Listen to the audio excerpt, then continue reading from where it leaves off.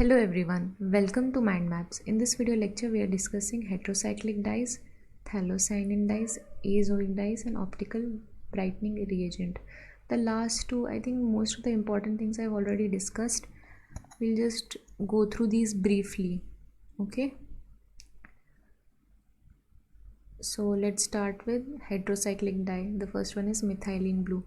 You know heterocyclic, what are heterocycles? When they have a heteroatom in the ring, okay, those compounds are heterocycles. So we have already discussed some heterocyclic dyes, okay, for example indigo, right? But what an important dye that is left here is methylene blue. It is actually an indicator also, right? So we have para-NN dimethyl aminoaniline, okay, para, this is para position, para and then dimethyl aminoaniline. It undergoes oxidation in presence of chromium in +6 state. See, this is +6 state, and we have this substitution SSO3H, and then we add another molecule of or mole of NN dimethyl aniline, and we have a structure like this.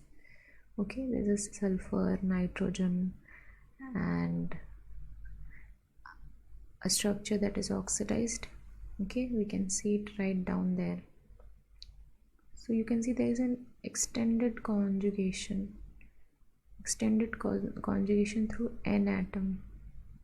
So because of this, it gives a color. Now in reduced form, okay, in reduced form there is no extended conjugation, and this is used in titration of glucose with copper. This methylene blue dye is also known as pigment in calico painting and used to dye mordant cotton. Okay, mordant cotton. That means you require a mordant to dye cotton. Okay, so what you can do is you can simply write this reaction down to have a better understanding. Okay, and what matters is you focus on the details. Okay, more on the details, what change is taking place, what is happening, you try to understand that, so it will be a bit easier to go through the reaction. Okay, what we are trying to draw, the final structure, all that is very important. The next dye is phthalocyanine dyes. Okay, we have phthalic anhydride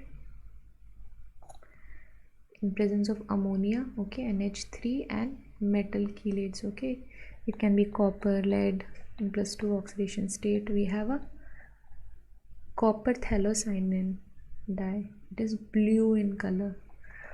Okay, these are copper, magnesium, lead. These metals can be used.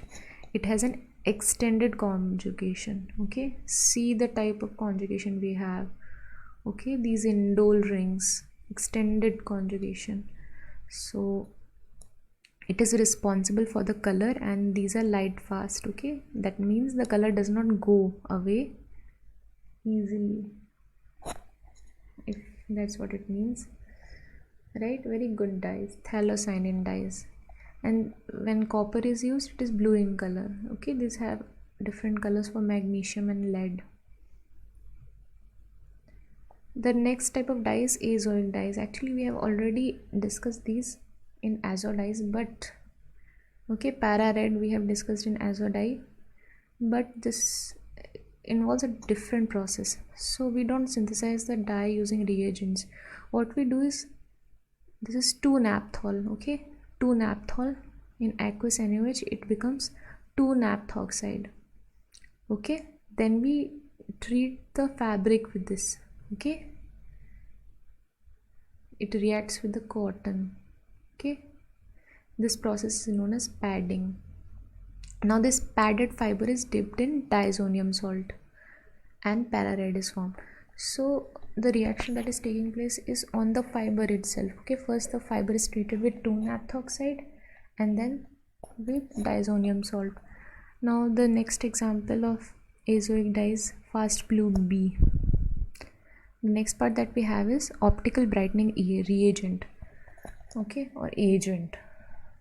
So what they do is these fluoresce in UV region at 450 nanometer. So what you must have observed is after washing the white clothes, your mother used to add meal, okay, and there has to be some sort of shine in the cloth, okay. That is because of optical brightening reagents only, okay. When you put in sun, it has when it dries out, it just glows, okay. These fluoresce in UV region at a wavelength of 450 nanometers specifically, and this is a example, okay. This is Tinopal BV.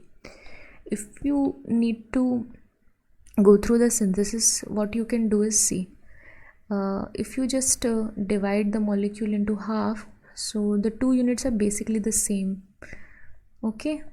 So what we have here is, okay, one sulfonic acid, okay, substitution, you know, this part can be aniline, okay, if you make an easy guess perhaps, or it's actually a part of this, okay.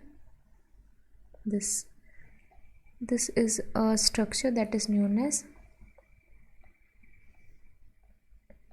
can you guess what this is? This actually comes from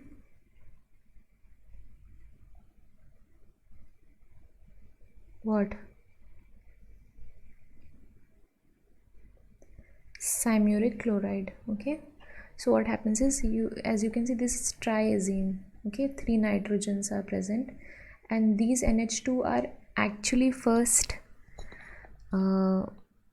was first substituted by chlorine atoms, okay. So these chlorine atoms eventually got replaced by NH2, and we had a chlorine here, okay. So there is elimination of HCl, say, okay. So that is how the reaction takes place actually, and we have Tinopal BV, right? So it might look like a lengthy process to write this reaction, but it is actually very easy.